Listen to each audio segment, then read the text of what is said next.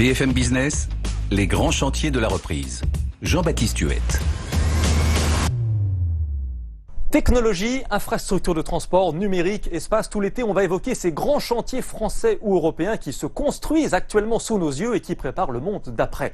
Encore un chantier qui se déroule sous nos pieds. Cette fois, ça se passe entre la Suisse et la France, à cheval sur la frontière. À 100 mètres de profondeur, c'est le LHC, le grand collisionneur de particules. Un temple mondial de la recherche fondamentale. Imaginez un anneau de 30 km dans lequel on fait entrer en collision des particules, des protons, des noyaux d'atomes à la quasi-vitesse de la lumière et par moins 275 degrés. De ces collisions ultraviolentes naissent des particules encore plus petites et ainsi de suite, comme des poupées russes. On explore de cette manière la matière et l'infiniment petit. On joue là avec des éléments qui sont 10 000 milliards de fois plus petits qu'un moustique. Un monde où la puissance s'exprime en téra-électronvolts.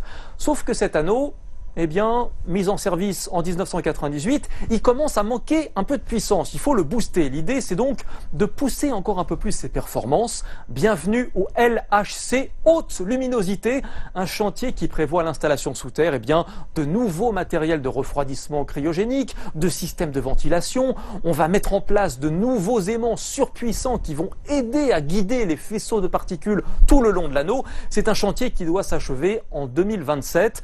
Des travaux assez important qui avoisine le milliard d'euros. Il a fallu creuser par exemple un puits de 80 mètres de profondeur, créer plusieurs kilomètres de galeries souterraines. C'est un chantier absolument stratégique pour la recherche fondamentale française et européenne.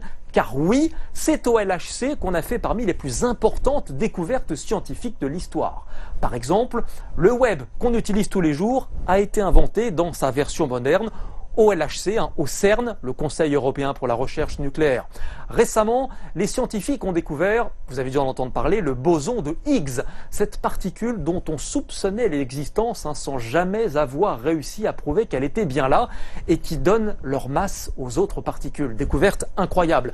Un LHC qui a aussi permis d'avancer considérablement dans les traitements anticancéreux, dans l'imagerie médicale, des avancées spectaculaires aussi dans le monde du calcul. Il faut des ordinateurs extrêmement solides pour appréhender, pour traiter tous les résultats des expériences du LHC. Et ce n'est pas fini, puisqu'un autre projet est également dans les tuyaux.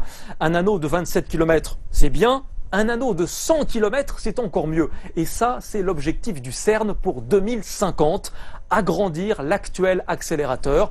Les scientifiques estiment que le LHC devrait avoir épuisé son potentiel de découverte après 2035. Place donc au FCC, le futur collisionneur circulaire. L'idée, c'est de réaliser des collisions encore plus puissantes et ainsi de pouvoir descendre encore un peu plus, toujours un peu plus loin dans le monde de la matière. Là, on parle d'un projet à 15 milliards d'euros, mais au final, avec le LHC, on a là un extraordinaire outil d'attractivité économique et scientifique qui permet depuis maintenant des décennies de faire rayonner les physiques françaises et européennes sur la scène internationale avec bien sûr toutes les retombées économiques qui vont avec.